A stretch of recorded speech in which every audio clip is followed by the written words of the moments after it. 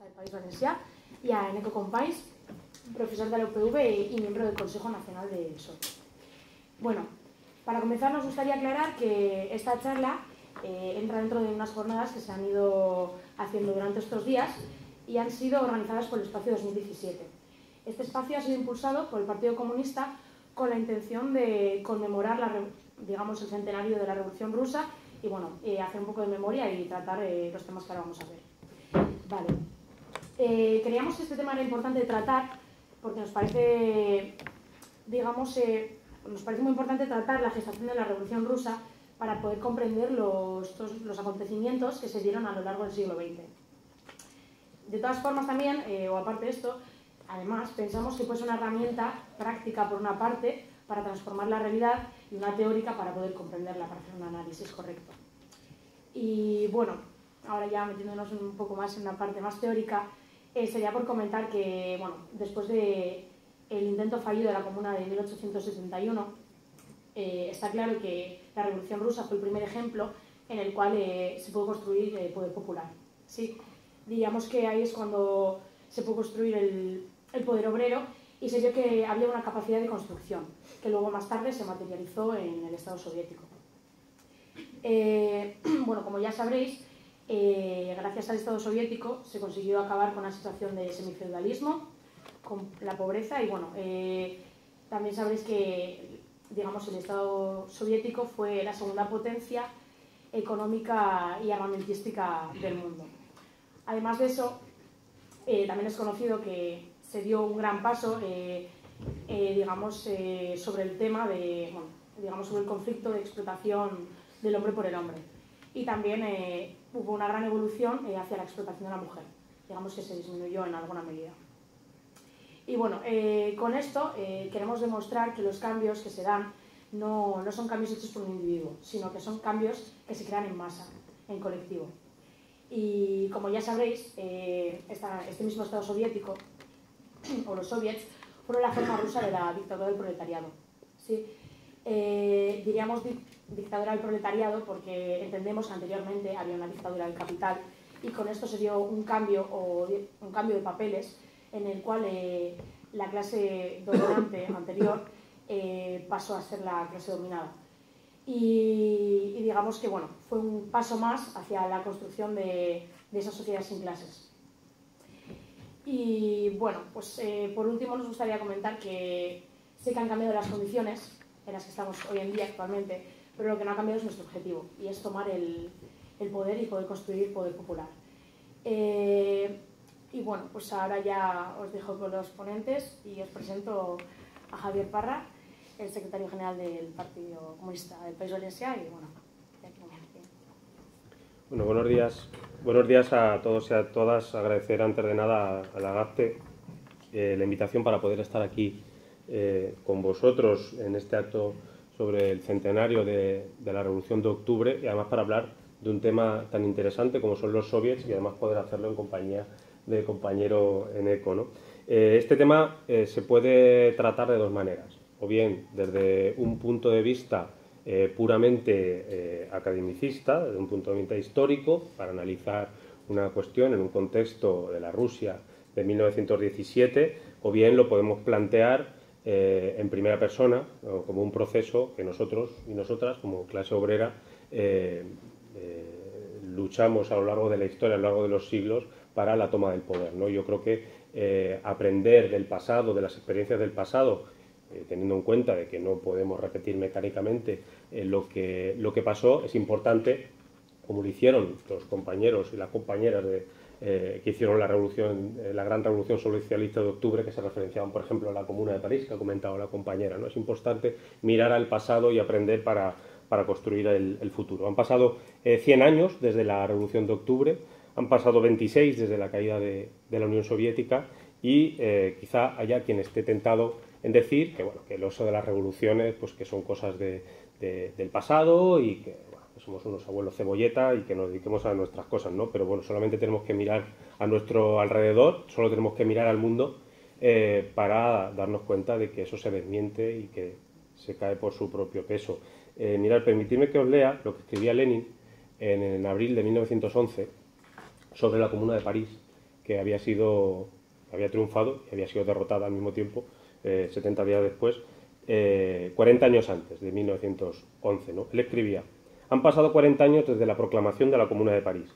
La memoria de los luchadores de la Comuna es honrada no solo por los obreros franceses, sino también por el proletariado de todo el mundo, pues aquella no luchó por un objetivo local o estrechamente nacional, sino por la emancipación de toda la humanidad trabajadora, de todos los humillados o ofendidos. Como combatiente de vanguardia de la revolución social, la Comuna se ha ganado la simpatía en todos los lugares donde sufre y lucha el proletariado. El tronar de los cañones de París ha despertado de su sueño profundo a las capas más atrasadas del proletariado. Por eso no ha muerto la causa de la Comuna, por eso sigue viviendo hasta hoy en cada uno de nosotros. La causa de la Comuna es la causa de la revolución social, es la causa de la completa emancipación política y económica de los trabajadores y es la causa del proletariado mundial, y en ese sentido es inmortal. Pues yo creo que eso mismo podríamos decir nosotros de la gran revolución socialista de octubre, de la que han pasado 100 años, pero cuya experiencia duró más de 70 años. Cuando la revolución de octubre sobrepasó los 70 días que había durado la Comuna de París, Lenin dijo que la revolución de octubre ya había sido un éxito. Y no duró 70 días, sino que duró 72 años. Por tanto, igual que los revolucionarios de octubre se referenciaron a una experiencia de 70 días, yo creo que es importante que nosotros aprendamos de los aciertos y de los errores de una experiencia que duró 72 años y que desde luego que es una referencia para todos y para todos nosotros y nosotras. Para quienes pensamos que la Revolución de Octubre sigue vigente, la cuestión del poder popular es uno de los temas que vamos a tratar hoy, y en este caso del estudio del papel que tuvieron los soviets en la Revolución de 1917, es fundamental. Y como decía, no porque pensemos que tenemos que repetir mecánicamente lo que allí se dio, ni porque tengamos que ponernos a construir soviets por todos sitios, ojalá estuviéramos en ese momento, lamentablemente no, sino por la importancia que tiene empezar a trabajar en construir un poder al servicio de una clase, en este caso de nuestra clase, que confronte y que sea capaz de sustituir en determinado momento a un poder constituido, que en este caso es un poder que sirve a nuestra clase antagónica, ¿no? En este caso a la burguesía. Evidentemente no hay fórmulas mágicas, se hace a través de la lucha, a través del trabajo. Esta construcción del poder popular no la hemos visto únicamente en la Rusia de 1917 con los soviets, sino que en todo proceso revolucionario es fundamental que se produzca en algún momento la construcción de ese poder, si realmente es un proceso revolucionario. Y evidentemente no en todos los procesos se produce de la misma manera. En la Revolución Rusa se produjo de una manera, en la Revolución Cubana se produjo de otra manera, y en la Revolución Bolivariana pues es una cuestión que sigue pendiente. Es una cuestión que sigue pendiente y que ahora entra en un momento crítico, incluso luego podemos hablar del tema, porque además daría para un debate propio.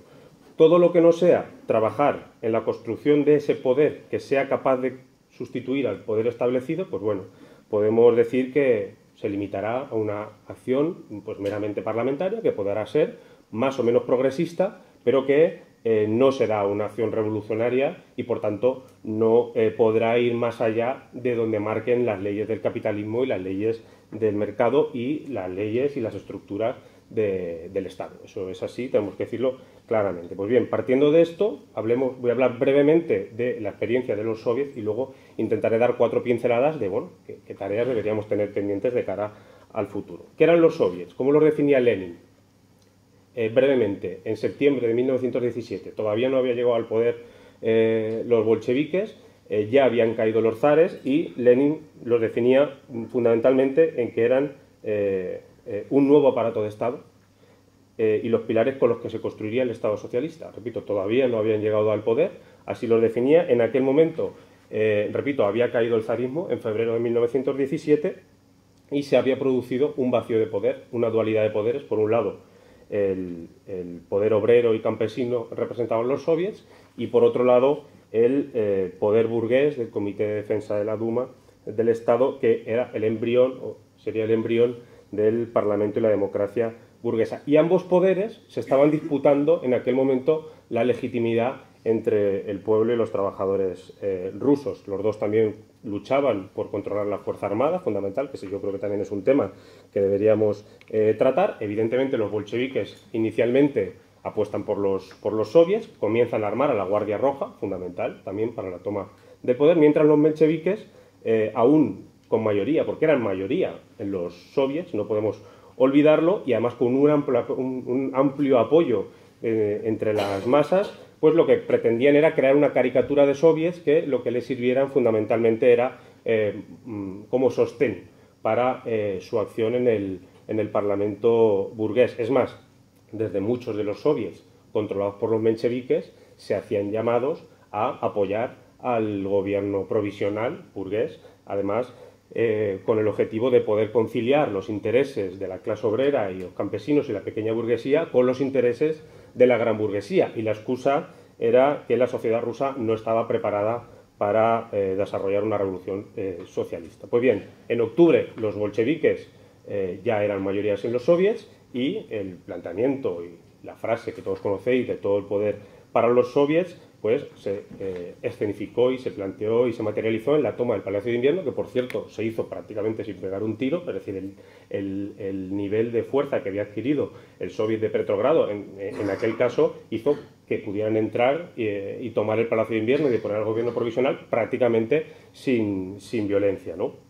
Pues bien, digamos que 1917 fue la materialización de la victoria de los soviets y el inicio de la construcción del primer Estado obrero de la historia, pero me voy a referir brevemente a cuál es el origen de los soviets. Los soviets no surgen de un manual y su fuerza no venía dada por el carisma de los líderes obreros de la época, sino que hundían sus raíces en la lucha unitaria de los trabajadores y de las trabajadoras rusos.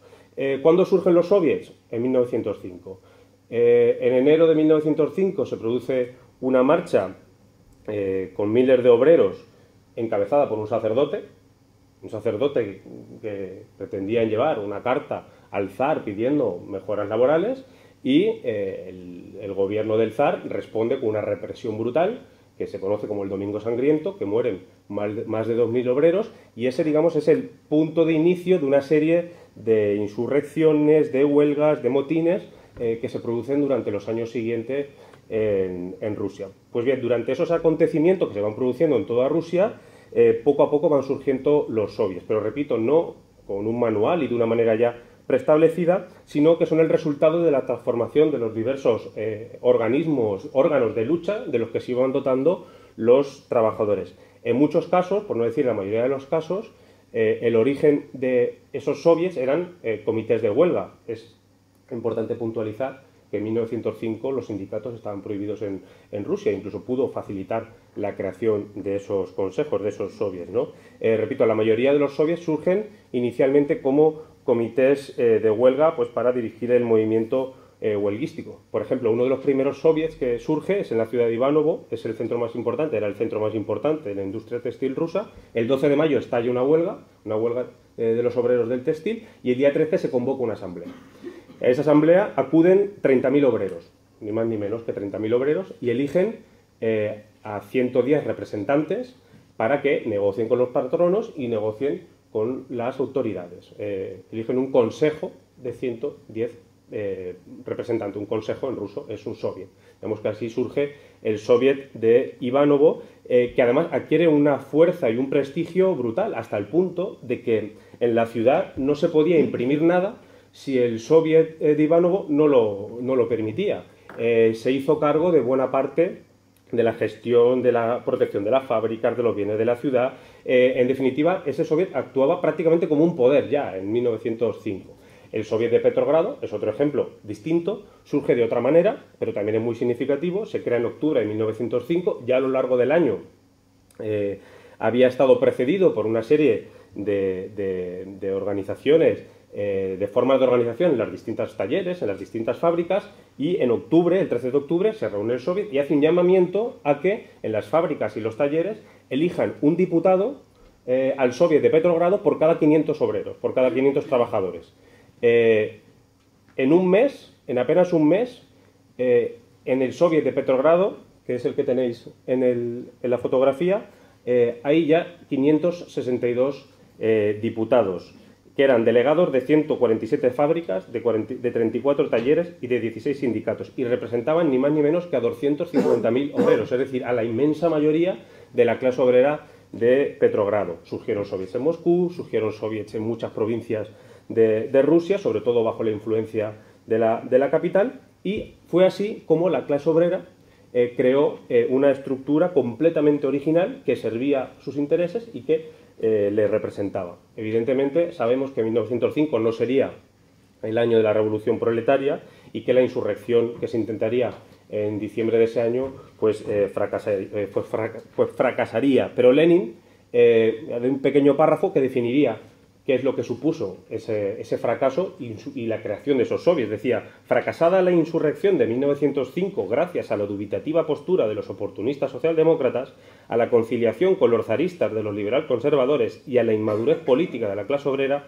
los revolucionarios se enfrentarían a una oleada represiva que arrastraría a muchos al exilio, a la cárcel o a la horca. Sin embargo, la esperanzadora experiencia de su participación en los soviets quedaría como un recuerdo imborrable para las masas obreras rusas, y en el tiempo transcurrido entre 1905 y febrero de 1917, este recuerdo no dejaría de alimentarse y de idealizarse, manteniendo la llama revolucionaria en un proletariado al que le había bastado apenas con saborear las mieles de su dictadura de clase y del socialismo para anhelarlo con toda su fuerza.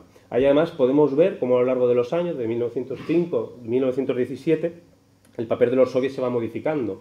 Primero como comités de huelga, segundo como espacios de organismos representativos, luego como órganos de insurrección en diciembre de 1905 y luego al final como el germen de la estructura, de la futura estructura del Estado socialista. Es decir, que los soviets no son fruto de un manual, sino que van evolucionando, ¿no? Y son los propios obreros los que se van dotando de esa herramienta. Pues bien, hoy, 2017, ¿qué hacer? Pues evidentemente tampoco tenemos manuales. Ojalá tuviéramos manuales, pero no los tenemos, ¿no?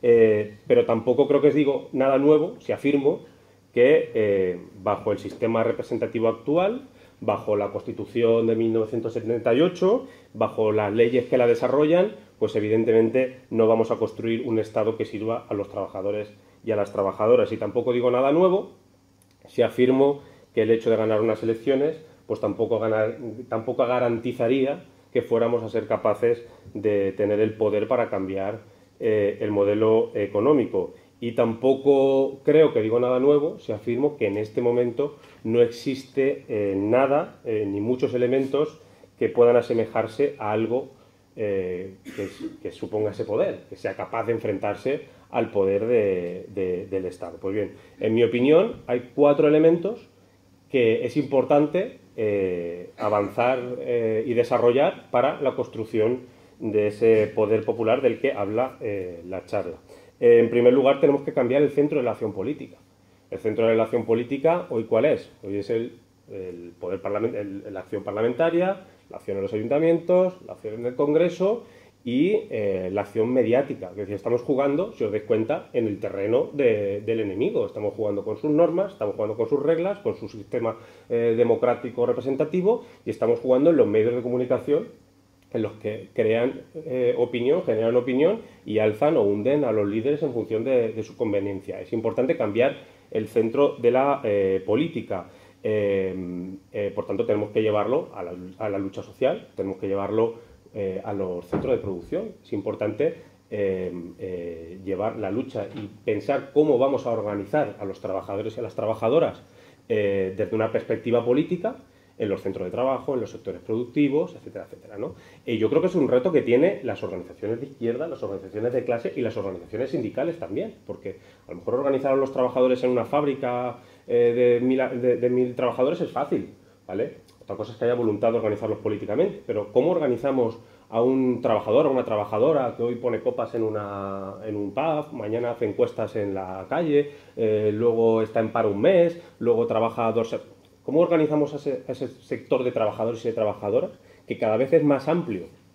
No solo en nuestro país, sino en toda Europa, ¿no? Es fundamental, ¿no? Y las organizaciones tendrán que hacer su reflexión de cómo llevar el centro de la política precisamente a esos centros de producción. Y hablo de mi partido. Nosotros estamos en pleno debate en el Partido Comunista de España, una reflexión y una autocrítica de que, bueno, en los años 70 pues se tomaron una serie de decisiones en las que se planteaba que a partir de entonces pues la acción se tenía que desarrollar únicamente o principalmente de manera territorial, presentándose a las elecciones y cambiando el país, ganando las elecciones en los pueblos, en las comunidades y en el país. Eso se demostró que no era cierto. El Partido Comunista en los años 70 y en los años 60, y en los 50, en los 40 y los 30 estaba organizado ¿dónde? En los centros de trabajo, estaba organizado en los sectores productivos y evidentemente la fuerza que tenía en el movimiento obrero era brutal. Por tanto, una reflexión que hacemos y que compartimos muchos es de qué manera el Partido Comunista, y espero que lo hagan otras organizaciones, evidentemente, centran su acción política en esos sectores productivos que en determinado momento tendremos que decir, no, ahora los paramos, no, ahora los activamos. Pues nosotros, la fuerza al final es esa, la fuerza no es otra, la fuerza no es que nos saquen más en la tele, o menos en la tele, o incluso que ganemos elecciones o perdamos elecciones, ¿no? Coordinar todas las luchas obreras, todos los conflictos obreros que hay a lo largo y ancho del Estado, que al final los conflictos obreros también se internacionalizan, los conflictos obreros también salen de las fábricas a las calles, sobre todo últimamente. Ahí tenemos el ejemplo de Coca-Cola, el ejemplo de Bosal, y eso ligarlo muy bien a la lucha en los movimientos sociales, porque los movimientos sociales sobre todo son los espacios en los que se organizan y se lucha por los derechos de la clase trabajadora, los servicios públicos, por el derecho a vivienda. Los ricos, las oligarquías no tienen movimientos sociales con los que organizarse para defender sus derechos. Entonces tenemos que ligar muy bien las luchas obreras, la lucha en los movimientos sociales, que al final todo es parte de la misma lucha, que es la lucha de la clase trabajadora por defender sus derechos y poder empoderarse, y sobre todo establecer espacios en los que nos entendamos, todas las fuerzas políticas, las fuerzas sindicales, los movimientos sociales. Y ese es el segundo punto, que es la unidad fundamental. Los soviets, si algo les caracterizaba, esos no eran todos del mismo partido. Cada unos serían bolcheviques, otros serían mencheviques, otros serían socialistas revolucionarios, pero muchos estaban ahí, otros no tendrían partidos, ¿no? Pero era un frente unitario que actuaba como un poder, ¿no? Y nosotros tenemos que trabajar en ese sentido, ¿no? Voy a poner un ejemplo, no estoy comparando ni quiero que fueran el germen de los soviets, pero voy a poner un ejemplo que yo creo que sí que es digno de mencionar. Hace 4 años se planteó la posibilidad de marchar sobre la capital, sobre Madrid, para reivindicar 3 cosas: pan, techo y trabajo. En prácticamente todas las ciudades del Estado se crearon espacios unitarios en los que había comunistas, había anarquistas, había nacionalistas, había movimientos sociales, había cientos de organizaciones políticas, sociales y sindicales que no le decían al otro deja de ser comunista, esconde tu bandera, no, al contrario, todo sumaba, estaba bien que todo el mundo dijera lo que era y nos poníamos de acuerdo en defender 4 cosas: pan, techo, dignidad, y nos planteamos el desafío de meter 1 millón de personas en Madrid. Pues no metimos 1 millón de personas en Madrid, metimos 2 millones de personas en Madrid. Yo creo que fue posiblemente la demostración de unidad más grande que ha hecho la izquierda del Estado en 40 años. ¿Qué pasó? Que a las 9 de la noche, en horario de máxima audiencia en el telediario, revientan la marcha. Y durante 3 semanas estuvieron machacando con lo violentos que eran los manifestantes del 22M y demás. Evidentemente no estoy comparando, pero sí que tenemos que construir espacios en los que nos entendamos, en los que compartamos cuestiones fundamentales, nos entendamos, nos sentamos con nuestras diferencias, con nuestras similitudes, y desde ahí que sean espacios de poder o de contrapoder, ¿no? En tercer lugar, la cultura. El siglo XX, la batalla del siglo XX, no podemos negarnos que la ganó el capitalismo, pero el capitalismo no habría podido ganar la batalla del siglo XX si no hubiera inundado el mundo con todo tipo de formas culturales, artísticas, o sea, desde la televisión, desde el cine, desde las revistas, desde los cómics, de todo tipo de cuestiones culturales y propagandísticas con las que difundieron sus valores: el individualismo, la guerra, la competitividad, y lo hicieron muy bien y ganaron la guerra. Y yo creo que la cuestión cultural es fundamental también para nosotros tener nuestra conciencia de lo que somos. Al final la cultura también es conciencia de lo que somos. Y si ahora ponemos la televisión, vemos un anuncio, normalmente vamos a ver una familia de clase media con cierto poder adquisitivo que puede comprarse cosas. Si ponemos una serie de televisión, vamos a ver también esa familia, ese protagonista de clase media, si vemos una serie, una película, ese es el sostén del sistema. El sostén ideológico del sistema es la clase media. La gente no se quiere sentir obrera, se quiere sentir clase media con capacidad de adquirir y de comprar cosas. Bueno, pues esa es una batalla cultural que tenemos. A la gente la tenemos que activar los mecanismos culturales, y eso a través de todas las formas artísticas y de creación cultural, para que la gente se sienta lo que es. Son currelas, que son clase obrera, ¿no? Eso es fundamental. La parte cultural es fundamental. Y luego, en último lugar, que es una cuestión tabú durante mucho tiempo para la izquierda, es recordar que pertenecemos a una estructura militar imperialista. La cuestión de las Fuerzas Armadas, la cuestión del ejército, como lo queramos llamar, si nosotros mañana empezamos una serie de transformaciones políticas y sociales, ¿de qué manera nos vamos a asegurar que las armas no se vuelven contra nosotros?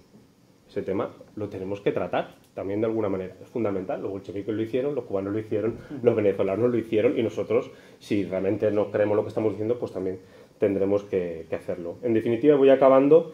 Creo que hoy es posible llegar al poder a través de las urnas. No es descartable que suceda, está sucediendo en muchos sitios. Eso no garantiza que vayamos a poder realizar las transformaciones necesarias para construir un Estado democrático y socialista.